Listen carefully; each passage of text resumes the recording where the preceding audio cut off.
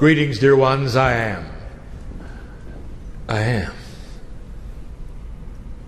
Kryon of magnetic service. It's the voice you've been hearing all along. It's the human being you've been hearing all along. Some will say it has come too quickly. A human being should not be able to make the jump to the other side of the veil this fast. You don't know. The new energy promotes a system that you don't know. It is not like the old days, I will tell you. This is a creator who wants to be found. That is to say, when you take the hand of the higher self, it does not let go. I live with this man, and he knows it. The higher self is even part of the Kryon. That is difficult to explain, and so is yours, dear human being. There are those here who say it's not real. There are those here who sit in the chair and say this is the man speaking. This is the one who is pretending to channel. So let's get to it. In this space, I am creating energy with your allowance that is going to fill the space between your chairs with the soup of energy, which is the love of God.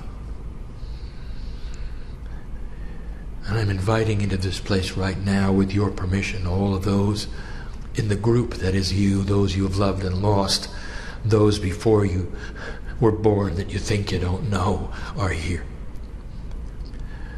And in just a few minutes, the energy is going to shift in this place, and then I'll ask you if it's real.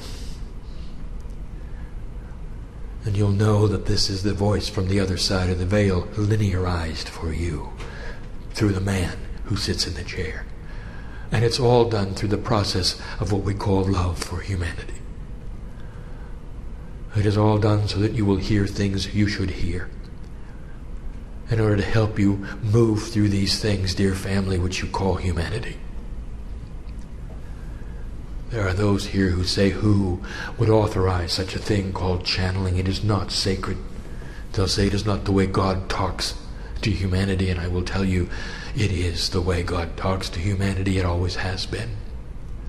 Again, I will say what I have said many times before. Again, I will say this to you, that all the scriptures on the planet, no matter who wrote them, have all been written by humans, all of them. God did not write anything. Humans wrote everything. The most sacred scriptures you can imagine, the ones that are revered by billions on the planet, written by human beings under the influence of spirit, and that's called channeling. And now you see it live, and therefore it may not have the profundity that it does when you see it in history, or when you read the words that were given thousands of years ago from the prophets and those, the apostles and the disciples. Well, let me tell you something, maybe it will in 100 years, 200 years. And you get to see it live. We do this all the time. Part of the energy shift on this planet is that this is becoming more common. But it is still sacred. For it is the core sacredness of you that we speak of. If you have been in the presence of Kryon before, oh, by the way, the room is starting to adjust. Some of you just felt that one. Do you know who it is sitting next to you yet? Some of you do. Because you've allowed it. Some of you do. Oh, humans. Oh, if you had the grand picture. I know who you are. I know your name when you're not here. This is such a small part of us. This human experience, such a small part of who we are. You and I. I'll speak to your higher self, you and I. Watch the earth be created. You and I have been on other earths before. You've heard words in other languages before. You've been other shapes before. This is not new to you, dear one. But you don't remember. You're not supposed to remember. But inside, there is a knowing. There's an intuitive knowing that you are an old soul and that I'm right. Let me take you for a moment to the potential of your last breath, dear human being. And what will you think then? Your last breath, you see, there is not one in here who is new. Not one. All of you have been here before. I'm speaking to a choir of old souls. Everyone, even the unbelievers. What happens at your last breath? I'll tell you. When you give up the ghost, as they say, and that human part of you starts to dissolve and give itself back to the dirt, as they say, the collection that you used to be before you got here starts to come together. In 3 earth days it will be complete. A trip to the cave of creation occurs where you give up the crystalline. And all that you ever were and everything you learned becomes a ring, seemingly on a crystal, like the ring of a tree that tells the crystal who you were. It becomes part of the earth. It never leaves the earth. And everything you learned and everything you did stays here. And then you join me. We have a celebration. You start to hear the music again. I've spoken of this. Each one of you knows of what I speak. The music is always playing on the other side of the veil. On my side, even when I'm here speaking to you, it plays to me. I call it music for you. I've linearized an energy which is always around me, which is the composite of God. It is beautiful. It is what some of you get in a sleep state, is what makes you breathe easier. That's what makes you feel loved. The room starts to heat up even more than it should, because there's more here than there was a few moments ago. Oh, the message is not necessarily that profound today. I'll do something I don't always do. We'll talk about current events. I don't always do that. But some like that, and so that is why I've told my partner to transcribe it. Depending upon the energy here, will depend upon whether or not the equipment works today. Sometimes it simply stops. It simply stops because the circuitry cannot take the profundity of the love of God. Hasn't been designed that way yet. And here we are in a circle. A continuous circle. When I see you, I see all of your lives together and the potentials of your own futures. I see those who started humanity. There's a shaman in the room who's just awakening, who is starting to see his shamanic energy. And it's taken a long time. He knows who he is. There are other old souls in this room who have no concept of what is in the rings of their crystal. I'll speak of that in a moment. In fact, I'm going to give you 6 energies, and that will be the last one. Number 1, let us speak of current events. Something is happening right now you should know about. Current events, very, very current, right below your feet. Oh, not right below, but to me it's instantly below, is the magma of the earth, the core of the earth. That is to say, the center, which is molten, is slowing down. If you look in the right places, you'll see this in your news. It's slowing down. This is creating the lessening of the magnetic grid. That is to say, it is starting to decrease in its gas. It is measurable. Scientists can measure it. It is happening right now. It is part of the shift that we speak of. It is part of the new year 2008. We told you it was coming, and here we are in the 7th month Number 7 is a sacred number. You know that, don't you? And if you've done your numerology and you've looked in what we have said, you would expect it now, and here it is. It is a continuation in the physical properties of the planet that we told you would exist. It is appropriate, do not fear it. There are those who say you're headed for a magnetic flip. Indeed you are. The potential is that it will not be in your lifetime, but eventually it will take place. If you expect it, there will be no chaos. In the past, it has hovered at a zero energy for hundreds of years before the flip. It will not this time. But the chances are it will not be in your lifetime.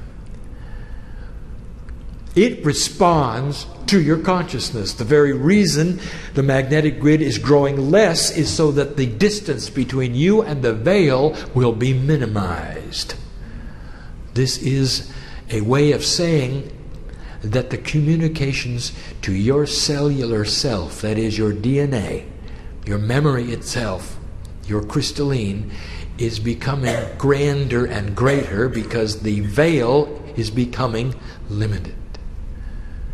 All of this to say the tools are growing.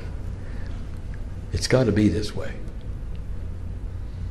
You're headed for a vibration of the planet like it's never seen before. You're headed for a 2012 experience, the beginning of the planting of the seeds for a vibrational increase in the planet. It is not an accident that you're going to be here, dear human being. There are those who have said, well, what do we do about it? And the answer is, you are it. Just be. Continue the work you're doing. It is not an indictment for you to change. It is not fearful information that the earth is going into a higher vibrational rate. If I had any advice at all for you, I would say to you, let your children go. Let them be what they are. Watch what they think and design your teachings around what they want and not what you want. And you'll be better off for it. I'll give you advice all the way through these current events. I always do. That was number 1. The magnetics are changing. Even today, right now, couldn't be more current. Perhaps you'll even read about it. Happening as you sit here. Not in the future. Right now.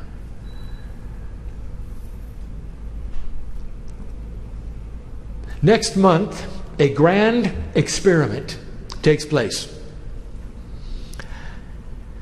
The largest machine on earth comes online studying the smallest things that exist. Things that are invisible. And we speak now of the atomic accelerator in Switzerland. Current events. There are many who've said, this is dangerous. It is not. No more energy will be studied there than is present in the barrage of cosmic energy that hits the earth every moment of every second. All they are doing is creating the energy in a controlled way so that they can study it, because they cannot study it when it's random. They use matter and antimatter. They use protons and antiprotons. And they speed them up to 90% or more than the speed of light and crash them into each other. And the biggest experiment that's ever been. Let me tell you what the potentials are. And remember, you heard it here first. What they're looking for is interdimensional energy, and they will find it. Because they're looking. What they're looking for is what they'll get. And let me tell you the profundity of what they're about to discover within this next decade. They will rewrite the scenario of how the universe started. The Big Bang never was. It is a three-dimensional explanation of an interdimensional attribute. Universes are created all of the time through interdimensional shift. And when one dimension literally collides with another, you get all of the attributes that you describe as the Big Bang. In 3D, you had many scientists prove what they felt was the Big Bang theory's attribute that showed it truly existed. They found the residual of what they thought was proof. Names like Hubble and others. And here's what we're going to tell you, that if you're going to think in 3D, that's what you're going to get. But even the Big Bang theory had to be interdimensional at its beginning. For everything traveled faster than light. Everything happened all at once. Today, that would have been the attribute of a quantum event. And that's what this laboratory will discover. For you're about to see the residual of an interdimensional collision. It's everywhere. Once you can start to see the dimensions that are invisible, or at least see the attributes that they trace in the explosions that they're going to see, it'll be obvious. All of this to say to you in this cryptic way that this particular experiment is safe, this particular experiment is a long term, and you're actually going to see interdimensionality at its best. That was number 2. I'm going to rewind time for a moment. I want to go back 10 years. Because I sat in front of you then and I gave you information about your energy crisis. And now you're in it. So I will now explain yet again some things that you can do about it. I'm going to give you the same information I gave you before. For those need to hear it now, who did not hear it before, and see it now, who did not see it before.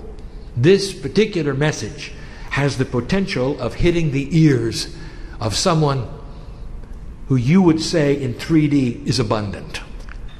That is to say, they can make things happen because they have the purse strings to do so. You would call it deep pockets. And so I challenge the one that hears this with deep pockets. For this will only make you more abundant. There are 2 energy sources on this planet which have always been there, which are free. Free. And the technology to claim them has been developed. And they are free. Listen. Number 1.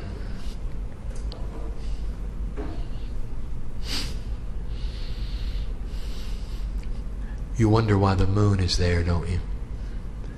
Kryon, why do we have a moon? I'll tell you why you have a moon. So that you can power your cities. And no one has ever thought of it. The moon gives you motion of water on a timetable that has never changed for centuries. It gives you hundreds of thousands of tons of push-pull energy for free. Always there, where most of your large cities are. The waves and the tides provide the power for Earth. It'll provide the power for every single city you can build from now till the day the Earth is no longer. There is no limit to the amount of electricity that you can provide yourselves, even to the degree of plugging in your cars. And it's free. And it's free. All you have to do is to build the apparatus that will contain it. And you have it. You know how to create push-pull energy, whether it be a paddle wheel or a float. All of this has been designed. There are 3 cities currently on the earth that derive most of their power from tides. And they're in the north, and they're not in this country. They already have the technology to power your cities, if you allow it to be. And it's free. And you don't have to burn any oil for it. And you don't have to burn any coal for it. And you don't have to take anything from Gaia for it. Let Gaia push and pull its way to a freedom from the sources that you have now. And we say it yet again. It is here. It always has been. It's not going away.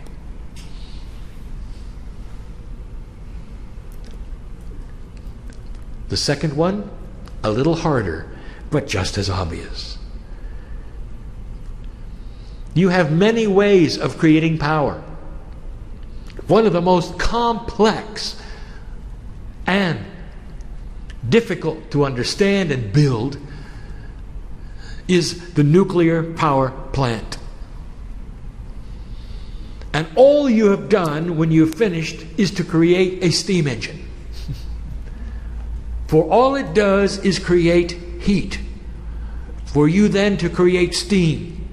For you then to create a generator which moves to create electricity. It is therefore a glorified steam engine. There is another glorified steam engine called the magma of Earth. Everywhere you drill, it gets hot the further you go down. Did you think about that? If you want heat, all you have to do is drill for it. Now, this is difficult because you have to go down a long way.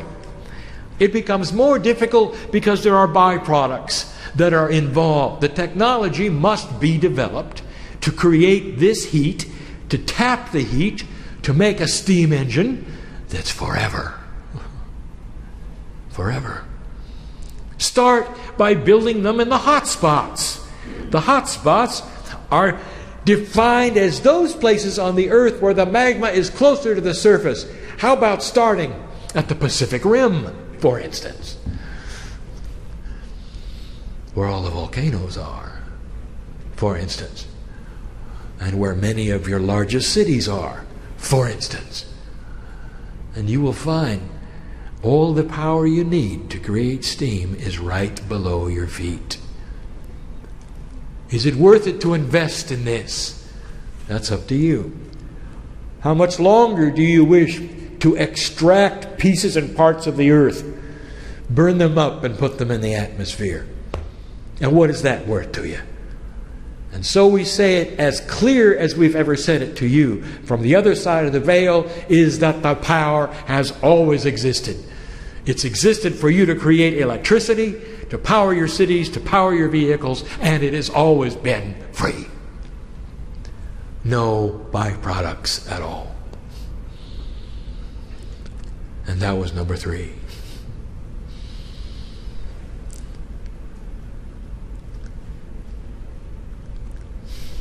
Number 4, we have some advice about the weather. It's not going to get better. And if you sit and wish for it, that is not going to make it better. We have explained it before. We'll say it again. You're in a water cycle that is profoundly set to create a mini ice age. And it may seem odd to you that it gets hot before it has to get cold. If you will look into your geology records, you'll find the exact same thing. You didn't have the records you had then in the 1400s, and it happened then. And you survived it then. So we say to you, the winds will return. And our advice is to prepare for this by creating a situation where you acclimate to the new weather. You may build differently. You may build in different places. But the admonishment is this: don't be surprised when it returns. It will return. Don't be surprised when the levees break again south of you, because they will. You'd be much better off to move the dirt around and build on higher ground. And that is smart. We'll see if it happens. What are you saying, Kryon? I am saying that human beings can adapt, and they have in the past, and you can now. If you start thinking smarter, you adapt for the weather changes. Take charge of how you affect it, not how it affects you. That was number 4. Number 5 and number 6 are a lot more esoteric. And that's why you came, isn't it? Number 5, the energy of this planet is shifting. It is shifting greatly, just like we said it would. Humans are thinking in a different fashion. Many of them are starting to have understandings and epiphanies, even about science, new thought about how things work. We told you they would. Those who will never be esoteric are giving you esoteric information, and they're calling it science. Discoveries are being made that will lead to interdimensional thought. Science is being rewritten as to what is real and what is not. And all of this is in line with what we told you were the potentials of this planet. Now, how does that reflect into current events? You're on the cusp of something, and I will tell you what it is. Dear humanity, you can have peace on earth. And there will be gyrations that you will go through in the process of learning what you want and what you don't want. But in this year, and especially next, in 2009, there are some potentials for you to watch for. Remember, you heard it here first. It's an 11 year. 11 numerologically has many kinds of meanings. What it means to you in old numerology doesn't matter. What it means, however, is that 11 is the number of this age. We told you that when we showed up. In 1989, I gave you in the first transmission, in the first book, the meanings of 11. And here you are coming up to an 11 year yet again. Only this one is right before. The only 11 you're going to get before 2012. That ought to be significant. It's the only 11 with this energy. That ought to be significant. Here's what I'm going to tell you. Watch for the young people of this planet to make differences in this next year. Differences you don't expect. And one of the biggest is the overthrow of dictators. This is the potential that the chest-pounding dictators of this earth are on their way out, and they will not be replaced by other dictators. The beginning of a shift of consciousness of what leadership means to government, of what ordinary human beings are going to expect from their leadership. In an old energy, there was an expectation of government in many lands that you simply tolerated. And without it, there would be chaos. So whichever landed in your land was acceptable.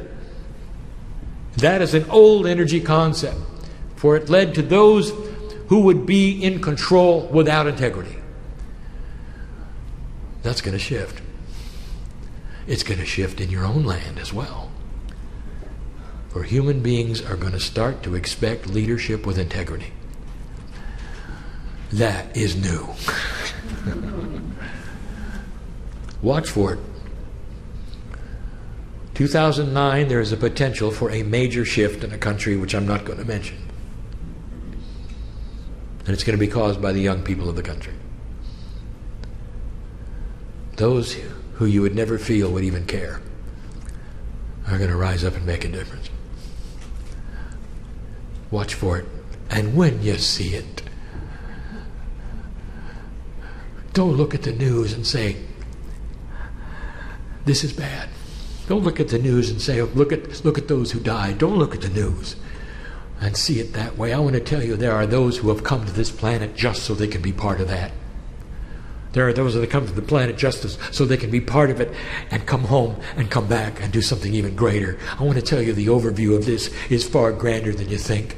Congratulate those who have decided to pass on for this reason, for they've made a shift that is heroic. And look at what they do for their own country. For there will be some of that as well, potentially. That is what we see. The whole planet is involved in this one.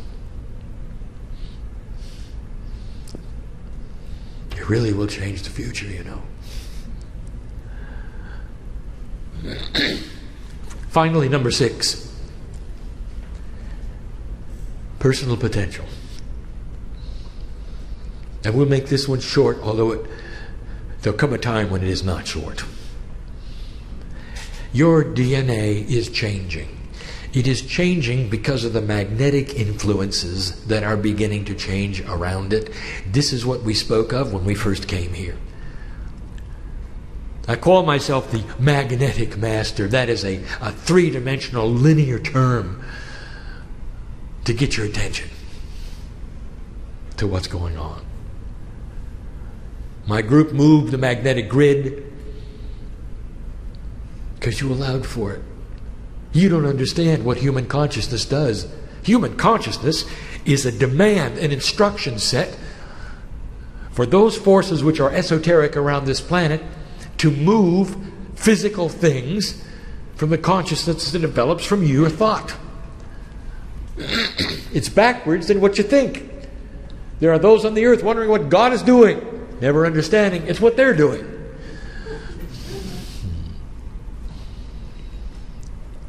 The personal potential is going to rise very significantly. Potential.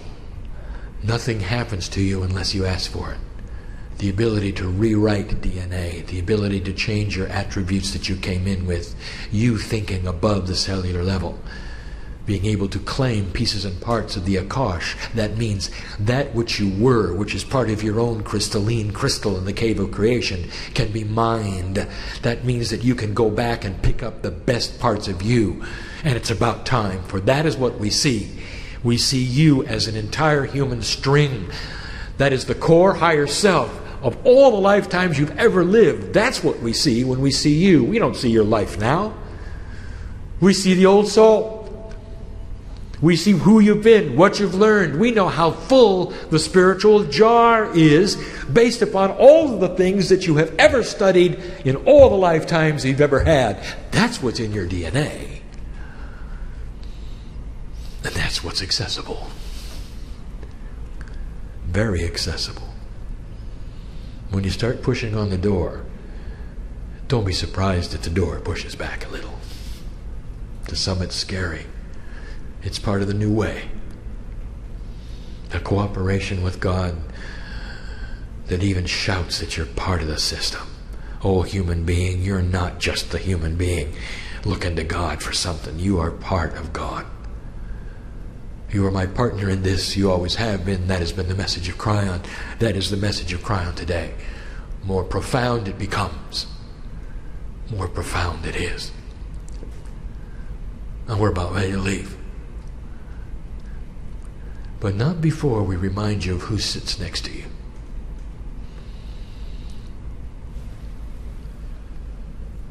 There are those listening to this message that are not in your time frame.